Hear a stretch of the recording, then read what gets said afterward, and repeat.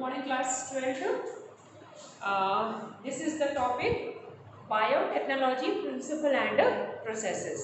This is the unit 4 chapter 1. Okay, so in this topic we will study about the what is biotechnology and what are the principles of biotechnology and what are the processes of biotechnology.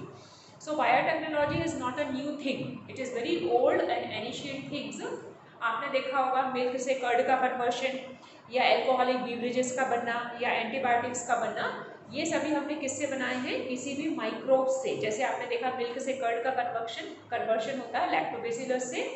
हमारा जो east है, baking east जो है वो fungi है, उससे हम alcoholic beverages देखते हैं, हमारे ब्रेड बनते हैं, हमारे जितने भी बेकिंग आइटम है, चाहे वो केक्स हो, ब्रेड हो, वो सभी उन्हीं से बनाए जाते हैं।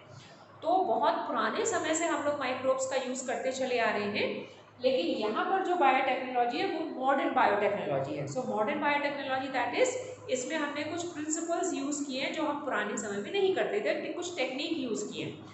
सो ओल्ड टाइम में जब हम माइक्रोब्स का यूज़ करते थे, there is no specific technique is used, but in the new and modern biotechnology we are using some modern techniques like recombinant DNA technology, gene cloning, gene transfer, and these are the different new things or new technique in which the new biotechnology is based. Okay, so in this lesson we will discuss about the what are the principles, what are the technique, and what are the processes of modern biotechnology. So European federation of country ने जो हमारा modern biotechnology था उसका definition दिया था, the use of microbes and their products in the welfare of human beings. चाहे वो medicine के फील्ड में हो या हमारे हाउस होल्ड प्रोडक्ट्स के फील्ड में हो या एंटीबायोटिक के फील्ड में हो या बायो फर्टिलाइजर्स के लिए हो, इवन सीवेज ट्रीटमेंट के लिए। सो यहाँ पर हम लोग जो बायोटेक्नोलॉजी का यूज़ करने वाले हैं वो बहुत सारे फील्ड्स में है जिसको हम लोग स्टडी करेंगे। सो फर्स्ट ऑफ ऑल हम यूज़ करते हैं उसका technique. So mainly biotechnology is based on the different techniques like recombinant DNA technology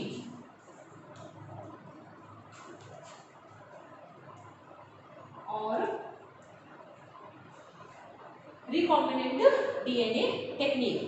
Second is gene cloning. Third one is gene transfer.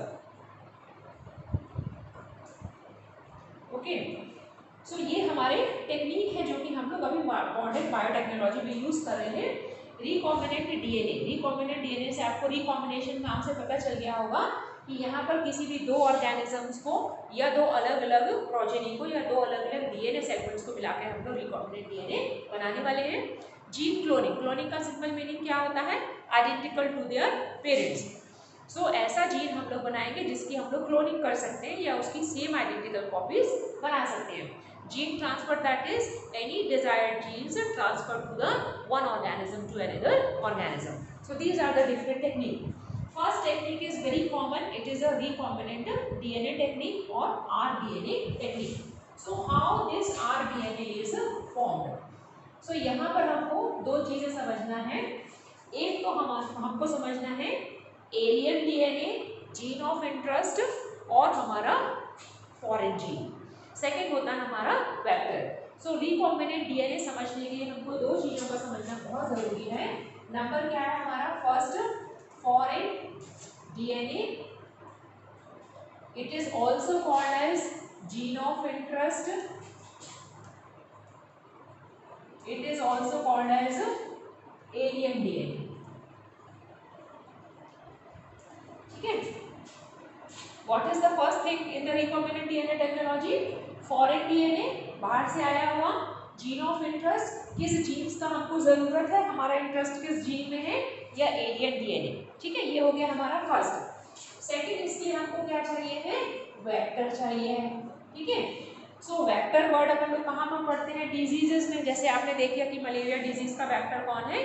Female Anopheles mosquito, जो उसको carry करती है।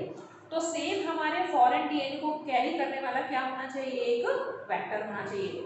So generally vectors हम लोग किसको यूज करते हैं? Plasmid. अब ये प्लाज्मिड्स क्या होते हैं? आपने 11th क्लास में जब सेल का स्ट्रक्चर देखा था तो देखा होगा कि हमारे जो बैक्टीरिया होते हैं, बैक्टीरिया का जो अपना डीएनए होता है वो कैसा होता है? सर्कुलर डीएनए, है ना। बैक्टीरिया कैसा है, प्रोकैरियोटिक ऑर्गेनिज्म है, तो उसका अपना सर्कुलर डीएनए जो उसके क्रोमोसोम को रिप्रेजेंट करता है। लेकिन कुछ बैक्टीरिया में क्या होता है, उसके सर्कुलर डीएनए के अलावा एक एक्स्ट्रा क्रोमोसोमल बॉडी होती है। यही एक्स्ट्रा क्रोमोसोमल बॉडी क्या है, plasmid. So plasmid is present in the some bacterial cell, not it is all bacteria having the plasmids. कुछ बैक्टीरिया में हम देखेंगे ये जो एक्स्ट्रा क्रोमोसोमल बॉडी है उसको क्या कहा गया है, प्लाज्मिड। एक्स्ट्रा क्रोमोसोमल बॉडी, क्योंकि क्रोमोसोम के वो अलावा है ना, एक्स्ट्रा क्रोमोसोमल बॉडी। सो जो क्या है, प्लाज्मिड, वो किसकी तरह से एक्ट कर सकता है, हमारे वेक्टर की तरह से।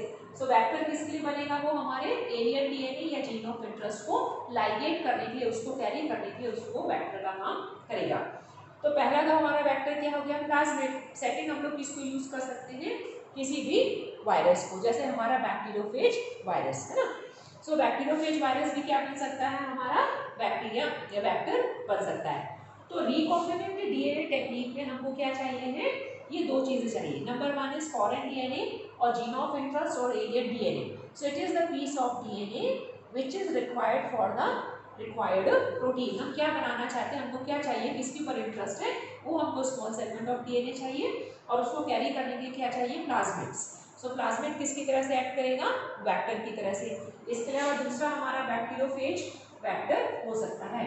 So what is bacteriophage? It is a virus which attack on bacteria. Bacteriophage एक ऐसा वायरस है जो कि बैक्टीरिया के ऊपर अटैक करता है या उसको इन्फेक्ट करता है या उसको एंगल्फ कर लेता है। आप देखिए यहाँ पर हमने दो चीजें ले ली, एक हमारा क्या हो गया, ये हो गया जीन ऑफ इंटरेस्ट, है ना, जिसको आपने क्या कहा था, फॉरेन डीएनए और एलियन डीएनए। सेकेंड आपने क्या ले लिया, ये वेक्टर ले लिया। वेक्टर किसको लिया आपने, सपोज प्लाज्मिड्स को ले लिया, ठीक। अब उसके ऊपर हम लोग क्या करेंगे, एक पर्टिकुलर एंजाइम है, इस पर्टिकुलर एंजाइम से उसको ट्रीट करेंगे। एंजाइम का नाम क्या है, रिस्ट्रिक्शन एंडोन्यूक्लियस एंजाइम। ओके, सो ये रिस्ट्रिक्शन एंडोन्यूक्लियस एंजाइम क्या करेगा, डीएनए को एक स्पेसिफिक साइट से कट करेगा। मतलब स्मॉल सेगमेंट आ गया हमारे एलियन डीएनए का और स्मॉल सेगमेंट आ गया हमारे वेक्टर का। उसके बाद हम इन दोनों को लाइगेट करेंगे एक एंजाइम से, उस एंजाइम का नाम है लाइगेज एंजाइम। और ये लाइगेज एंजाइम क्या करेगा, उसको इस तरह से जोड़ देगा। तो दो डीएनए के फ्रेगमेंट्स मिल गए। एक्चुअली में प्लाज्मिड क्या है, वो भी एक डीएनए की तरह से सेगमेंट है, एक्स्ट्रा क्रोमोसोमल बॉडी, मतलब क्रोमोसोम्स के अलावा जो जस्ट लाइक क्रोमोसोम्स की तरह है, वो भी डीएनए का सेगमेंट होता है। तो जब दो डीएनए मिलकर के एक नया डीएनए बनाया तो इसको आपने क्या कहा, रिकॉम्बिनेंट डीएनए। तो ये रिकॉम्बिनेंट डीएनए बनने का प्रोसेस क्या कहलाता है, रिकॉम्बिनेंट टेक्निक, ठीक है। अब इस रिकॉम्बिनेंट डीएनए को हम क्या करते हैं, ट्रांसफर करते हैं। सो ट्रांसफर किस में करेंगे, हमें होस्ट में।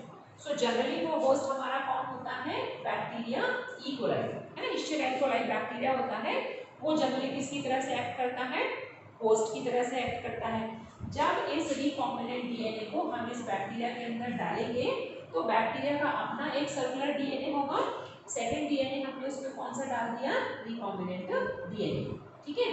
तो ये जो हमारा रिकॉम्बिनेंट डीएनए है वो इस बैक्टीरिया के क्रोमोसोम के साथ ही मल्टीप्लाई होगा, 1 to 2 to 2 4 4 to 8, और इस तरह से हमको बहुत सारे रिकॉम्बिनेंट डीएनए मिल जाएंगे। तो ये प्रोसेस क्या हो गया, ट्रांसफॉर्मेशन। जब रिकॉम्बिनेंट डीएनए को हम ट्रांसफर करते हैं किसी होस्ट में तो प्रोसेस क्या हो जाता है, ट्रांसफॉर्मेशन। और इस तरह से जैसे जैसे हमारा होस्ट मल्टीप्लाई होगा वैसे वैसे हमारा रिकॉम्बिनेंट डीएनए भी मल्टीप्लाई होगा और हमको बहुत सारे रिकॉम्बिनेंट डीएनए मिल जाएंगे जो हमारा रिकॉम्बिनेंट प्रोटीन्स बनाएंगे। So this is the simple technique of recombinant DNA technology. Further हम जब प्रोसेसेस स्टडी करेंगे तब आपको और क्लियर कट समझ में आ जाएगा। और जीन क्लोनिंग का मतलब क्या हुआ, एक ही जीन्स की कई कॉपीज बनाना और वो होगा एकदम similar identical to their parents. Gene transfer, then any desired gene transfer to the another organism. Okay, so this is the simple basic technique of the recombinant DNA technique, जो हमारे biotechnology का backbone है ना। Recombinant DNA technique से ही हम biotechnology में बहुत सारे प्रोडक्ट बनाते हैं। चाहे वो ह्यूमन इंसुलिन हो या हमारा ग्रोथ हार्मोन हो या नाइट्रोजन फिक्सिंग जीन्स हो या किसी प्लांट को हमको जीन से रेजिस्ट करना हो, डिजीज रेजिस्टेंस बनाना हो या किसी हमको वैक्सीन का फॉर्मेशन करना हो या कोई डिजीज डायग्नोस करना हो, तो ये सारा बायोटेक्नोलॉजी से पॉसिबल है। ओके।